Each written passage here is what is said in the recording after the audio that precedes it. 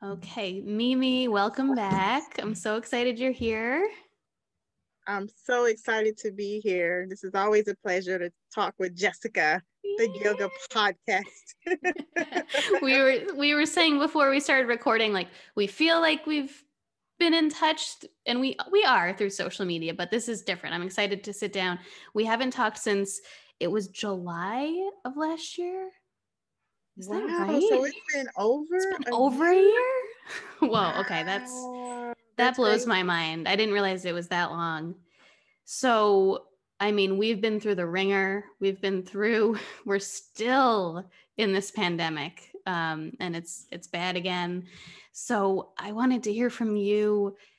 How have you been? And also, along with that, how has your business, Mimi's Yoga Kids, been through the pandemic? What's been the journey for you in this past year? Oh, wow. First, let me say, I'm so honored to be here, Jessica. Thank you for, taking this time to sit down and just see what I have going on. It's a delight to share, our journeys with each other and the world, Mhm. right? So, first, I just want to say thank you. But what has Mimi's Yoga Kids been doing? Wow. The time has like gone so fast. Like you said, it's been over a year since we've talked. Yeah. But, you know, just to just to see the growth within myself, in a time where, it just took us all for just a turn that we were not expecting, right? So Mhm. I quickly had to pivot, Mimi's Yoga Kids, because I was doing all in-person classes, of course, and then everything shut down, right? Everything shut down. And so I panicked. I was like, oh my goodness, what am I going to do? And this was a time where everybody was on social media, right? Because that's all we had. We couldn't go anywhere, we couldn't do anything. So without being able to connect, that was the way we connected, right?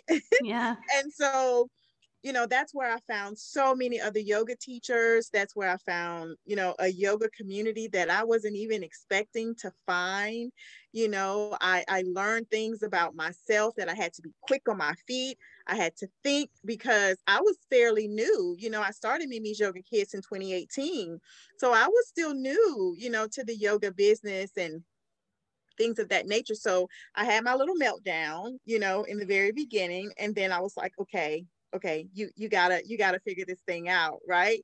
And so just fast forwarding, I did a lot of virtual classes. I met some amazing, you know, yoga teachers that were just, we were just passing ideas of how to do different things. I connected with, you know, Meditati. That's a big deal, Meditati. And I think because people were still, I was able to like, I was just inboxing everybody and people would like respond. And I'm like, oh my goodness, they responded, And so Mm.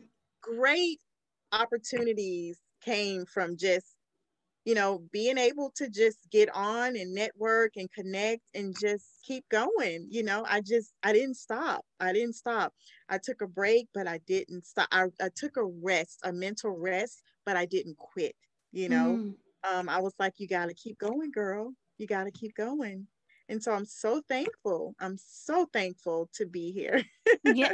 So, when did you start doing in-person things again? And are you still currently teaching in person, or is there a lot of virtual still happening? What's going on right now? I'm kind of doing both. Yeah. And it's crazy. Like, when the world kind of opened back up, everybody was just inboxing me, Mimi, we need you back. We're doing this, we're doing this, we're doing that. And Hmm. it was a little overwhelming because honestly, I had got comfortable with being at home and virtual, in my little space and, going to work, all I had to do, well, my basement was the yoga studio at first. And so all I had to do was 10 minutes before, work was just run downstairs, So I got used to that. I Yeah. got used to, being able to shut it down and go back to, right back in my kitchen or right back. So when people start calling and things of that nature, I was late for a couple things because I forgot about the traffic and, Yeah. preparing, giving yourself enough time. And so getting used to that again was a little bit overwhelming. But once I got back into the space with kids, that energy that you just don't get online. You Mm, know, I don't care what you do. It's just being in the space with kids and the energy that you get from them. I was like, oh wow, okay, okay. This is what I have been missing. And so to answer your question, I'm kind of doing both, you know, because I kind of think we're going to go back to virtual, you know, a little bit yeah. more than we had expected to. So I'm still staying, you know, open-minded, flexible, and just being able to, you know, pivot whichever way I have to go, you know. But I have parents that are like, okay, my kids are over virtual. Can you offer some you know, in-person classes? But still thinking, is that the safest thing to do, you know? And then virtual, you know, are people going to show up because they're exhausted? You know, kids are doing school virtually. The last thing they want to do is log on, you know, at the end of the day or even on the weekends, you know. So just trying to be creative and just figure this thing out one day at a time, right? Yeah. And you've been busy this whole time throughout, Yes. right? Yeah, Yes, I've you've been been, pretty busy. I've yeah. been busy and very thankful for that. The seniors keep me on my toes. Yes. So I want to talk about the seniors. I told you, whenever I see those videos on your Instagram of the senior classes, I just smile ear to ear. It's just so amazing. And I wonder if you can share your experience. First of all, what made you want to work with the senior population and share yoga? And then how have you found it to be both similar and different from working with kids? Oh, so for working with seniors has been a love of mine for a really long time. 2013, I went to Costa Rica and did a missions trip, and I spent like pretty much an entire day in like the senior citizen home, and I just felt so much joy and just so much love just being with them and spending time with them. So seniors have always been close to my heart because in a lot of ways they're childlike, you know. They Yes. just want to be loved and appreciated and seen, you know, and heard. So that's where I feel like they're similar in a lot of ways to kids.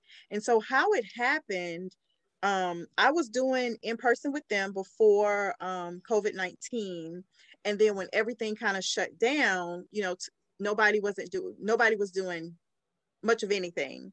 And so the seniors were just like, you know, I had heard that they needed something, but when I mentioned virtual, they were like, no, we don't want to do virtual. You know, we just, a lot of them don't have laptops. They just didn't want to be bothered with that, right? Which I totally understand. Mhm. So last year, I think it was still kind of cold, you know, and they were like, well, how about we meet outside in the park, you know, and you can come and do, you know, some mindfulness or yoga or whatever. And I was like, okay, we can try it, you know. We did it and it was awesome. You know, they were out in fresh air. They were so happy to see each other, you know, to have fellowship, to eat lunch, to catch up. And so initially I was doing it one day a week. They were like, Mimi, you got to do us 2 days a week, you know? And I was like, oh, okay, you know? And so it helped them and it helped me, you know, because like you said, you know, seniors and kids, they're on different spectrums, but they're so similar, you know, because they were just so happy and so appreciative and just so open, you know. Just to, I'm like, okay, let's learn how to breathe and let's move our bodies, you know. So they were just so excited. And if I miss a Tuesday or Thursday, they're like, what are you doing? Like, you can't miss Tuesdays and Thursdays. So, and they are joy. They are absolute joy, you know. And I play music that they are familiar with, you know. I do movement that I know is going to help them, but it's not too much, you know. And so it's just joy. It's just joy. I look forward to it. And we do a lot of things that I don't really put, you know, like on Instagram. We'll do like activities or crafts or things of that nature. And you can just see, you know, just the it's exercising their minds, and it just keeps them, you know, in a good place because a lot of them live alone, you know, and that can set in, you know, some depression and some, you know, feeling lonely and not seen and not heard, and just having that time is just beautiful for them. Oh, well, yeah, it's really the circle of life, it's just so incredible, right? Like that, Yeah. it's just very evident that, like you said, I do see as we get older that we're returning back to that kind of childlike place. And I also feel like the senior population can get forgotten a lot. It's, it's sad. Like you said, I think it could be lonely. And a lot Yeah. of, if you can imagine, like your friends are passing away and your family Yes. is probably busy in their own lives, and, or some don't have family. And so to have that community, I am sure Yes. they're just so thrilled. Was it hard to get them to open up at first, or were they always kind of Oh, open yes. to it? It was. Oh, yes. It was hard. Pre-COVID, like I said, I was going once a week. I was going on Tuesdays. And it's so funny. The first time I went, I walked into the space and they were all kind of like, who is this? Who is this lady? And I did what I normally do, turned on my music, and I'm like, okay, guys, we're gonna move our bodies. And they looked at me like, we gonna do what? Like, and so this is when we could touch and feel. At meditation, I would go around and I would like grab their hands because I wanted them to have physical touch. Sometimes I would have different oils and I would just put it on their neck to get the senses waking up and things of that nature. And one lady, I can remember this like it was yesterday. I touched her back with my hands and she said, I don't know what you did, but I could feel love from you. I felt Hmm. energy from you. I felt heat and light from you. Hmm. And that's all, you know, we're energy, and to be able to pass that on to somebody that will make their day better, to make their day brighter, what that's priceless. Yeah. That's priceless, and so I just kept going and I would do things like taste meditation. I took strawberries one time and I was Hmm. like, let's do taste meditation, like put the strawberry in your mouth and think about the texture and the flavor. And it was just like, girl, a strawberry never tasted so good.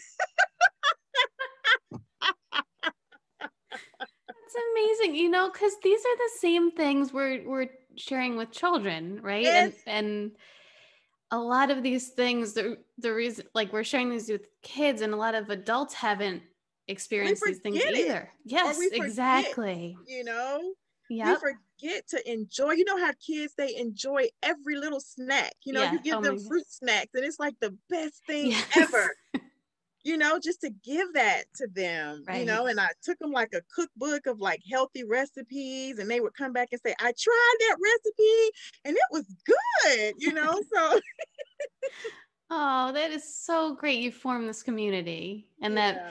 And I love it that they're like, oh, we need you 2 times a week. Like this, we need to That's so they already better had show the up. community. They were already Right. eating, doing their thing, but just Right. adding Right. something new and fresh and different, Yes. was Yes. just and so now they love it. When they go to the doctor, they're like, yeah, honey, I do my yoga twice a week. They're so And they should be. I love I'm it. so proud. Yeah. I lost 2 pounds, Mimi. They are so proud. Girl, I Yeah. went from 3 Cokes to 1 Coke. It's those little things, Yes. and just because I fuss at them about not drinking enough water and making sure Right. you go to bed and limit your time to watch the news because they'll sit up and watch the news all day. Oh yeah. I'm like, don't watch the news all day. Watch it in the mornings and then get up. Get up and move. Like I'm constantly like Mm. on them. And one, she's a feisty little thing. I mean, anything will just set her off. I'm like, okay, I'm gonna need you to do peace begins with me. She's like, girl, I was in the store and I was about to go off on the lady, and I said, Mimi said, do peace begins with me. I was rolling. That's amazing. So, it's just those little things. You think Yeah. you're not making a difference, but we Yes.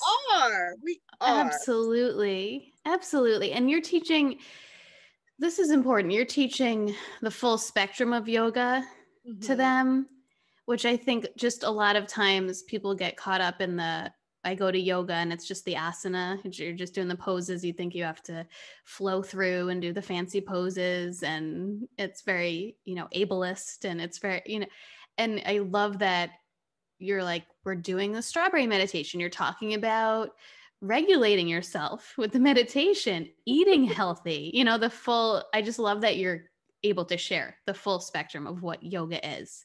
And I'm sure Yoga they're is surprised. yeah, yeah. Right. Because they were probably like, yoga? What is that? We can't do that. Yeah, and I think that was their thing in the beginning, that it's not for them. Mm-hmm. And so my approach has to be a way that they can connect to, that they can, that they feel they can see themselves. So the music that I play, the ambiance that I create, it makes it inviting, instead of music that they don't know, or, it's just, and that's what I teach with kids too. You have to bring yoga to them, Mm-hmm. It's not about me. It's not about me. So wherever I go, I try to make the space that's conducive to the people in the space. I know how to do vinyasa flow, and I know how to do hatha and this, that, and the other, but they don't. So what I look like walking in a space and doing all this jazz, they're gonna be like, "Girl, I ain't doing that." Exactly. That's separation rather than unity, which the whole yoga is union, bringing it together. Absolutely. Meet them where they are. Oh, I love it. Absolutely.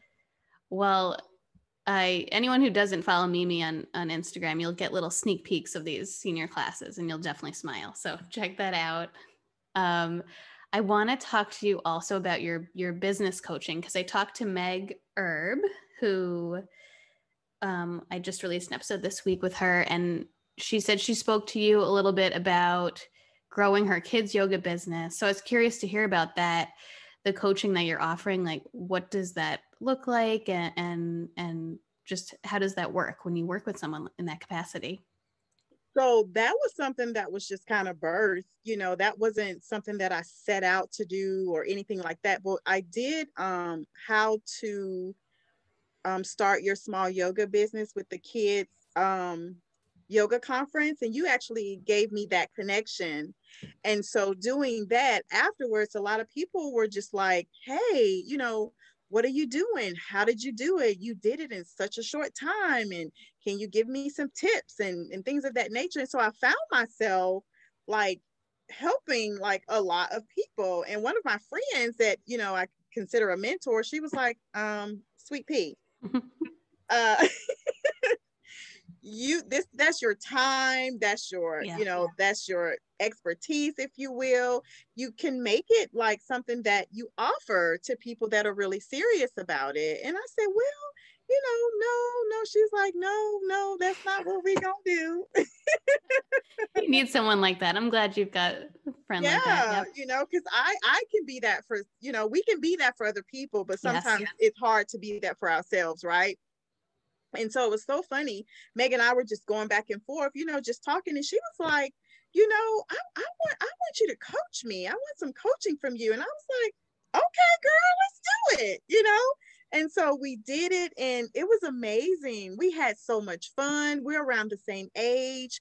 We had a lot to talk about, a lot of things that we could, you know, pull from each other. Because like you said, she has an amazing background. Mm-hmm. And so I was able to kind of tap into things maybe she didn't think about. And she's like, "Oh my God, I never thought about that." And I'm like, the expertise that you have in being a journalist, that's a great way to incorporate. That's the thing about being a kid's yoga teacher.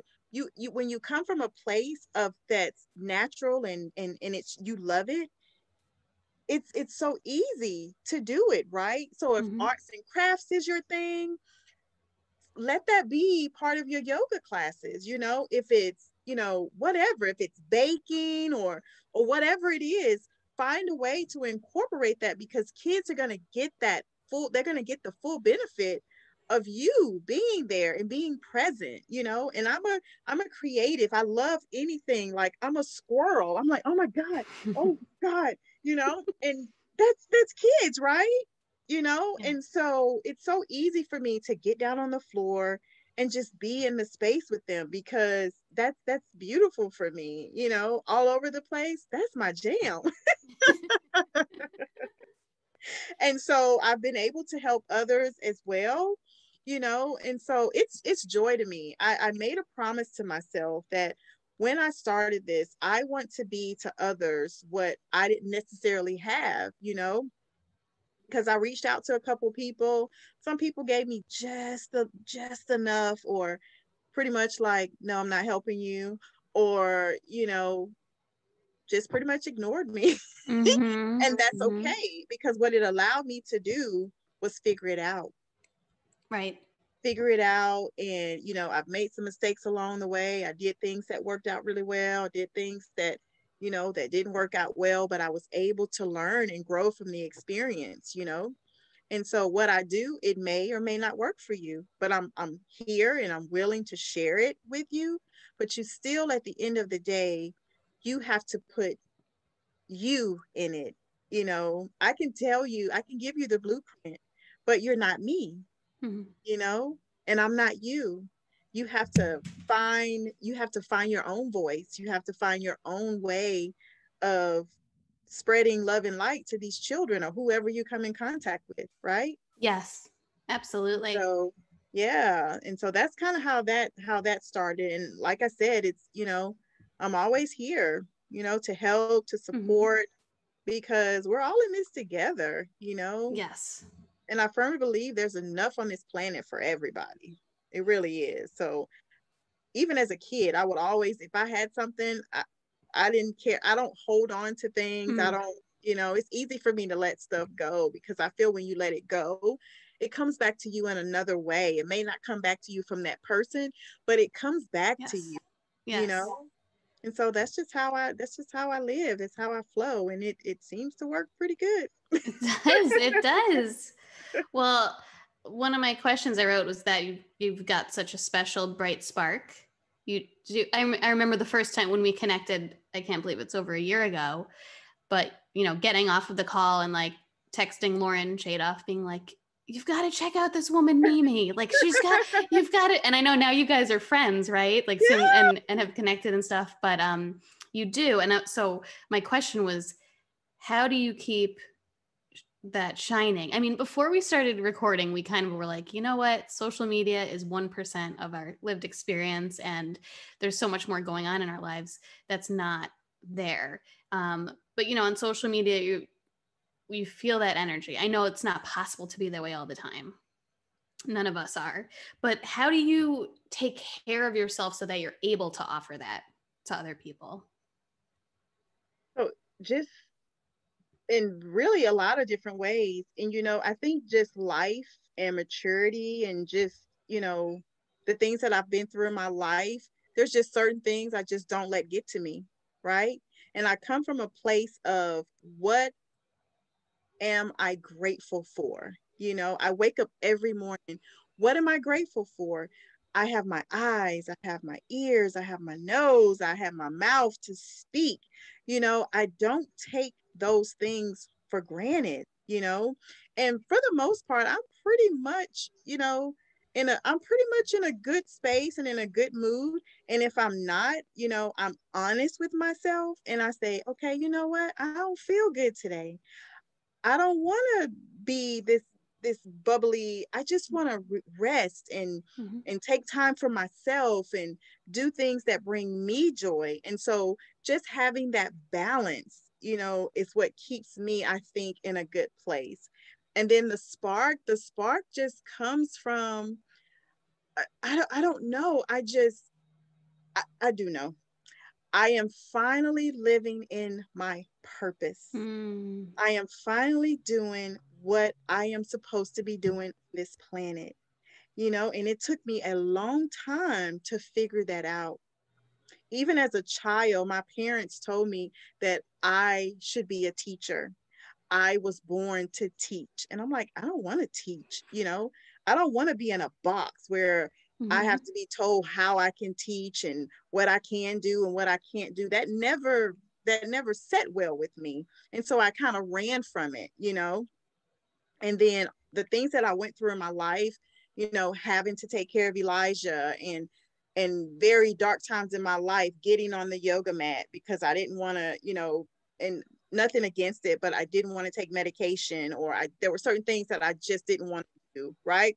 So getting on the yoga mat, and I found, peace.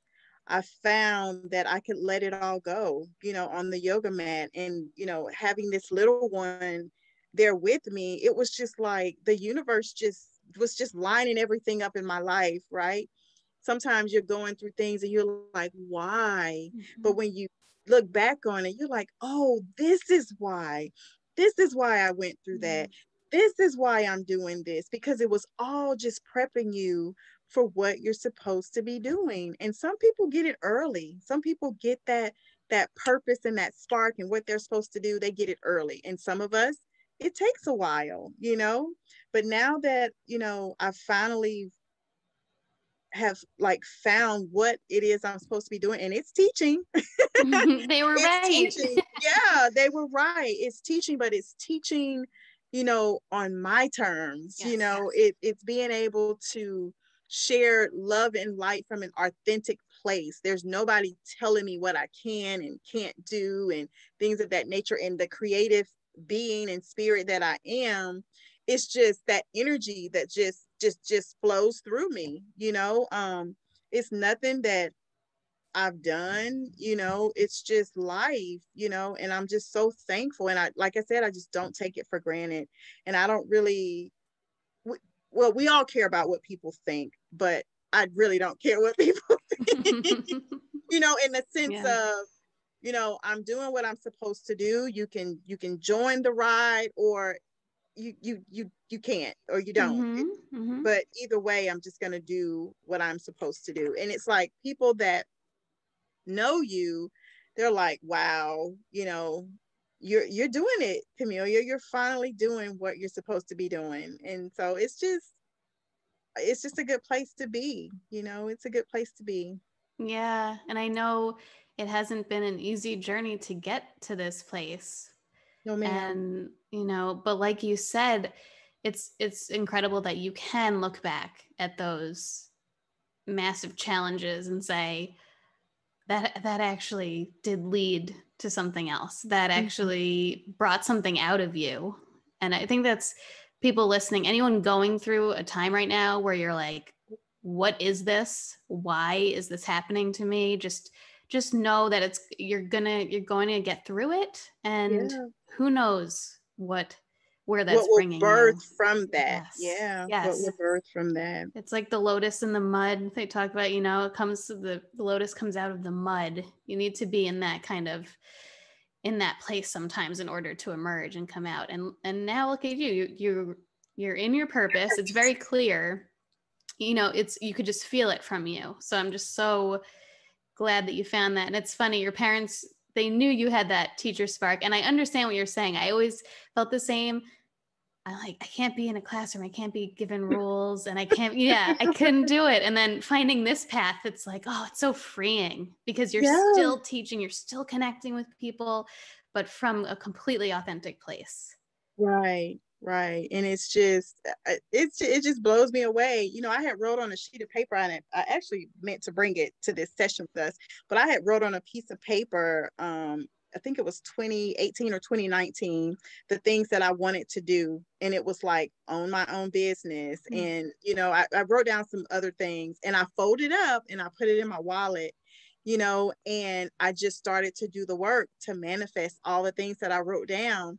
And I was cleaning out something the other day, and I found it, and it just brought tears to my eyes because I've done everything on that list. Wow. And it's just, it was just the universe just working on my behalf, and it just blows you away when you see the manifestations of what you've wanted for your life. We can create the life that we want, doesn't happen overnight. Things are going to knock you down, but you gotta keep getting up. You gotta keep getting up. And it's so crazy. I tell women all the time, I wasn't always what you see, but I had to do the work. They see you and they're like, oh, I want to be like that. Sweet pea, you don't you really don't want to go through what I've had to go through. And I don't want to go through what you may have had to go through to get to the person that you're meant to be, right? And that's, I'm so big on, let's learn to live in our lane. Yeah. Walk our walk. It's okay to admire somebody and to look up to somebody and be inspired. But when you have a sense of, what did they do, and this, that, and the other, it just takes so much joy from you. You can't focus on what you need to do because you're worrying about somebody else. Yes. Stay here. Yeah. Come back to yourself. Come back home. That's why we do the yoga. That's why we're on meditating and the mindfulness. It's always about bringing it back in, bringing it back in. And everything is right here. Everything Yes. here. You just got to sit still and get in tune with yourself, and that's ugly. It is. That is not pretty. I don't want to see it sometimes. Woo, Jessica. Even now, some days I have to sit with myself, because as a, being a light worker and doing this work, it can weigh on you sometimes. And I have to say, okay, I can't fix everything. I can do what I'm supposed to do. And some things you just have to let, people have to do their own work. People have to want to be happy. You can't, and I get to tell people that sometimes, like, okay, I can tell you different things, but it's up to you what you do with it. Don't forget, I'm a human too. Yes. I'm not gonna keep telling you the same thing and you're not gonna do it. Like, I'm gonna stop telling you. Right, exactly. It has to come from inside you. It has to, you can hear something a million times, and yes, you have to feel it for yourself. Absolutely. Well, in this past pandemic year,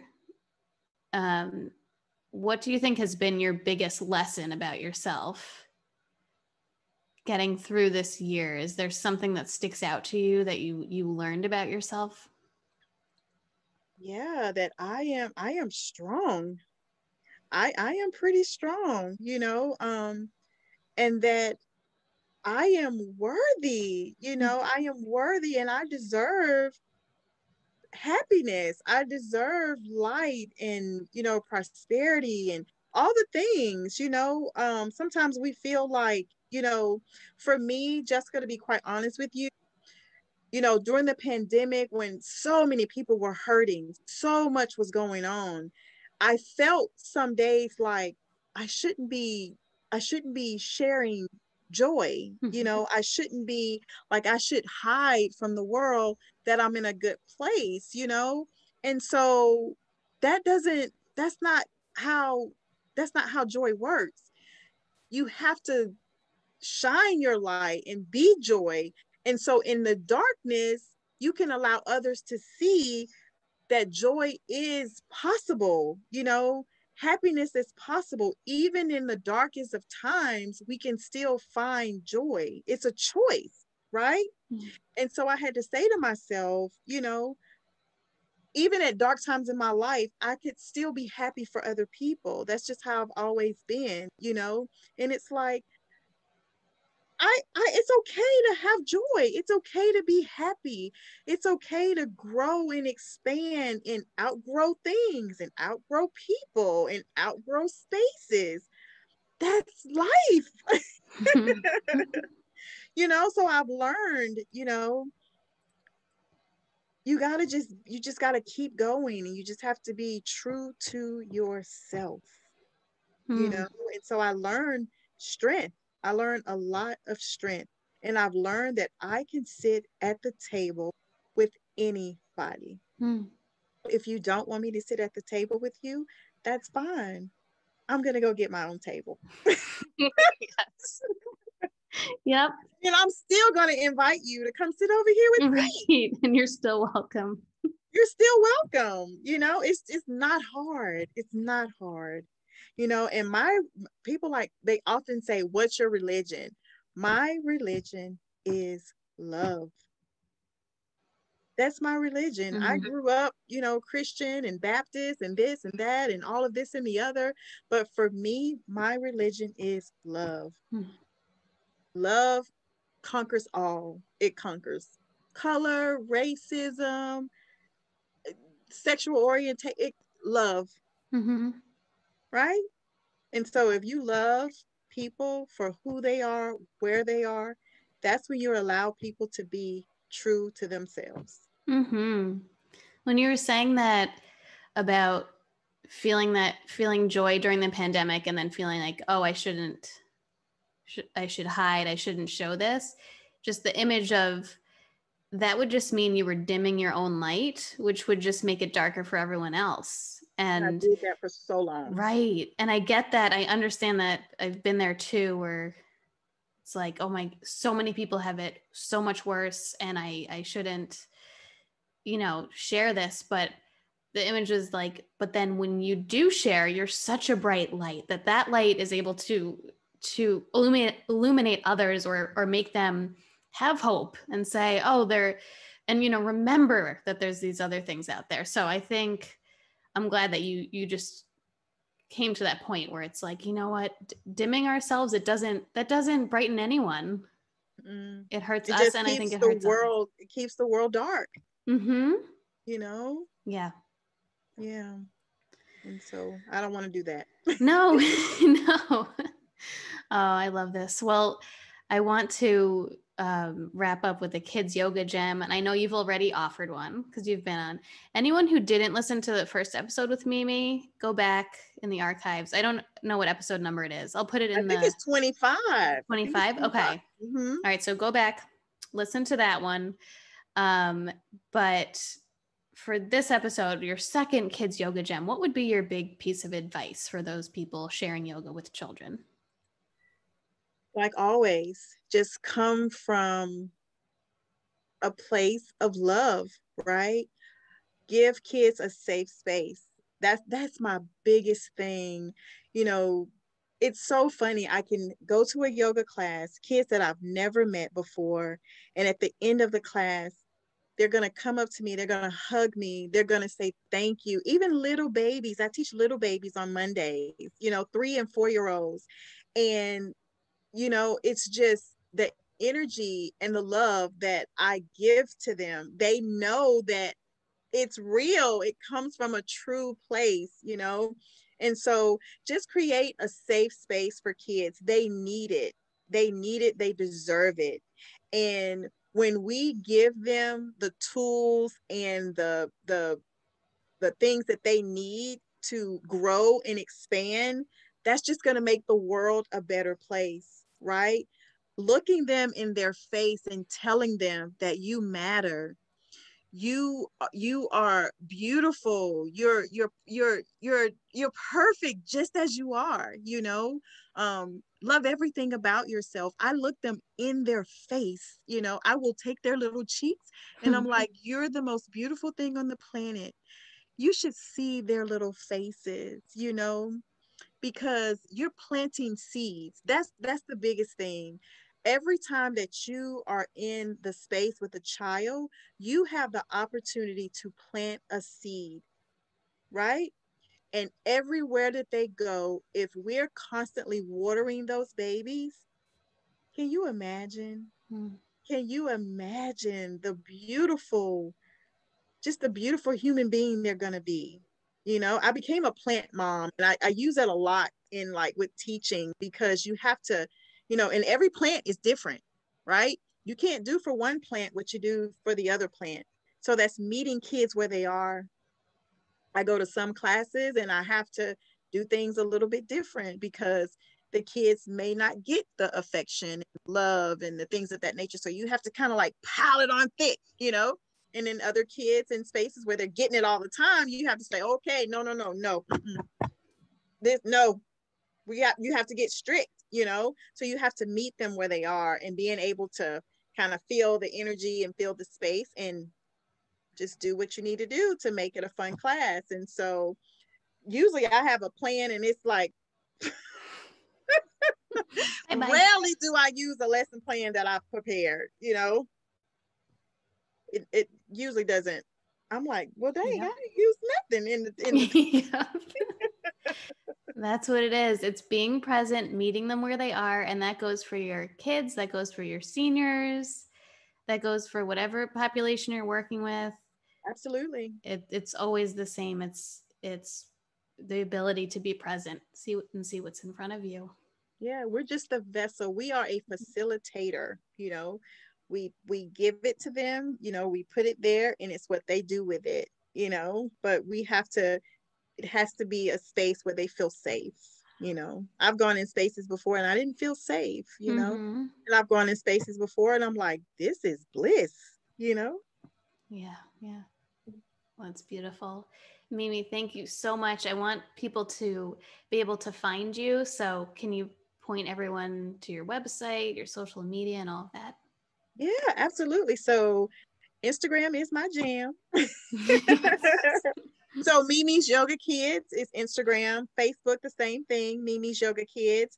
And then my website is www.mimisyogakids.com. You can always send me a message. It may take a day or two. I'm pretty good about it, but it takes a day or two, just to get back. But yeah, I'm easy to find. I'm easy to connect to. I'm not one of those that, doesn't engage. So Yes. yeah, I'm here, ready to serve, ready to support, and just live life. Yeah. Well, thank you. It's just such a pleasure to talk to you. Thank you for offering so much insight. I feel like this was a very inspiring conversation, even way beyond kids yoga. This was like a life conversation. So thank you for taking the time. As always, Jessica, anything you do, honey, I'm there. You're the best. I know you are, and I appreciate that. Thank you so much. Yes. Okay. Have a great night. We'll talk soon. Thank you. Bye. Bye.